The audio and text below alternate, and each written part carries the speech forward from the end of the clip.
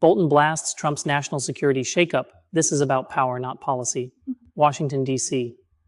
In the latest jolt to the already turbulent Trump administration, former National Security Advisor John Bolton has sharply criticized President Trump's decision to reassign National Security Advisor Mike Waltz to the role of U.S. Ambassador to the United Nations, describing the move as a dangerous consolidation of power that undercuts effective national security governance. A promotion in title, a demotion in influence. The White House has sought to frame Waltz's nomination as a promotion. Vice President Mike Pence called the new assignment a step forward in global diplomacy. But Bolton, who has held both positions, National Security Advisor and UN Ambassador, flatly rejected that framing. "It's not even a close question," Bolton said. "The National Security Advisor is far more likely to influence the president and shape policy. The UN Ambassador may have a higher profile title, but far less proximity to power." Bolton noted that the NSA's office is just steps away from the Oval Office, allowing for daily, often spontaneous briefings. The ambassador to the UN, by contrast, is largely stationed in New York and reports through the State Department bureaucracy. The Iran policy rift. The reassignment comes amid lingering controversy over Waltz's role in the so-called Signalgate scandal, but sources say his more significant offense in Trump's eyes may have been his aggressive stance on Iran. Waltz reportedly shared Netanyahu's view that military action was necessary, a position that clashed with Trump's less interventionist posture. Waltz appeared to engage in intense coordination with Netanyahu about military options, the report stated. Bolton didn't dispute this and instead emphasized the danger of penalizing advisors for expressing informed alternative views. "The president picked Waltz. If he failed to ask him what his views were before he hired him, that's on Trump," Bolton said. "You don't fire people for giving you options. That's their job." Rubio's new role raises alarms. In a highly unorthodox move, Senator Marco Rubio is reportedly set to take on both the role of Secretary of State and National Security Advisor. Bolton sharply criticized this dual appointment as unworkable and deeply problematic. "These are two more than full-time jobs," Bolton said. "Nobody can do both effectively.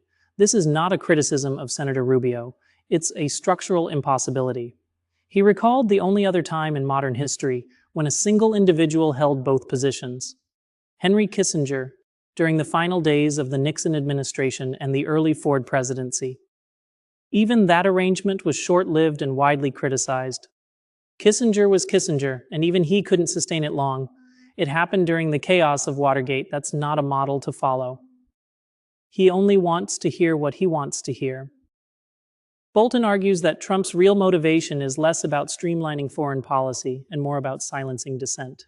"The president's not looking for opinions, he's looking for validation," Bolton said. "By giving one person both jobs, he's just reduced the number of voices in the room. That's dangerous." He added that the role of the National Security Advisor historically has been to act as an honest broker, someone who facilitates debate among military, diplomatic, and intelligence leaders and ensures the president hears all perspectives before making a decision. "That's the job Brent Scowcroft defined," Bolton said. "Every good advisor since has followed that model. Give the president real options, real consequences, not just what he wants to hear." What Rubio believes and what he'll say on the question of Rubio's stance on Iran, Bolton acknowledged that the Florida senator has traditionally taken a hardline view similar to Waltz's. He has always understood the threat Iran poses, not just to Israel or the Gulf, but to the whole world, Bolton said.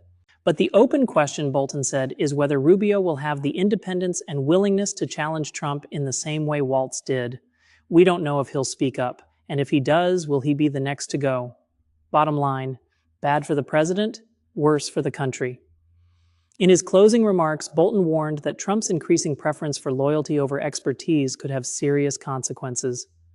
The idea that only one opinion is welcome in the room, that might be good for Trump's ego, but it's terrible for American security.